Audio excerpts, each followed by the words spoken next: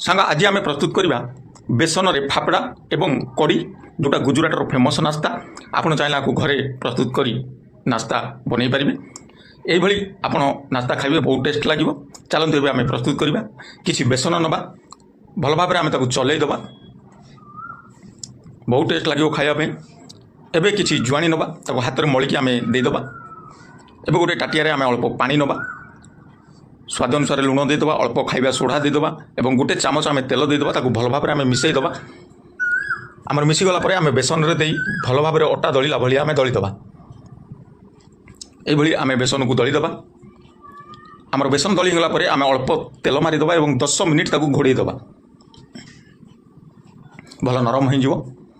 एबे आम कड़ी प्रस्तुत करवा गोटे टाटिया किसी पानी नवा आमर 1.5 चामच 2 चामच आम बेसन नहीं जावा ताकू भल भाव आम मिसई दबा एवं किसी चीनी देदबा लुण देदबा एवं अल्प हलदी देदबा चाट मसला देदबा एवं किसी लेंबू देदबा जोटा खाइबा को बहुत टेस्ट लगे कड़ी। एबे आमर कड़ी प्रस्तुत करने आम कड़े 2 चामच तेल देदबा तड़का मारिया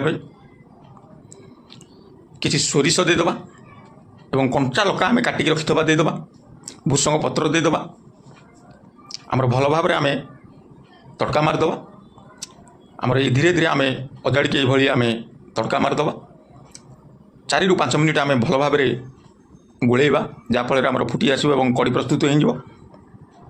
एबे आमर कड़ी प्रस्तुत हो जाइए गोटे पात्र को आम काढ़ीदबा किसी धनिया पत्र रखिथबा देदबा एबे आमर कड़ी प्रस्तुत हो जाए। एबे आम फाफड़ा प्रस्तुत करवा आप वीडियोटी पूरा देखते भल लगे लाइक शेयर निश्चय करूँ।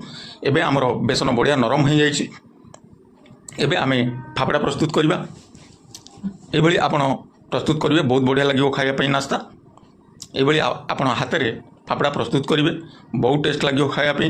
वीडियोटी जदि आपको भल लगे कमेंट बॉक्स में मत निश्चय जणाइबे एवं भल लगे लाइक शेयर निश्चय करेंगे। आमर एबे फाफड़ा प्रस्तुत हो जाइए आपको कढ़ी सहित खाइबे बहुत टेस्ट लगे खायापी।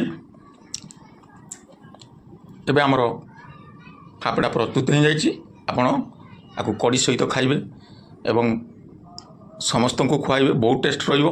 वीडियोटी भल लगे लाइक शेयर निश्चय करेंगे।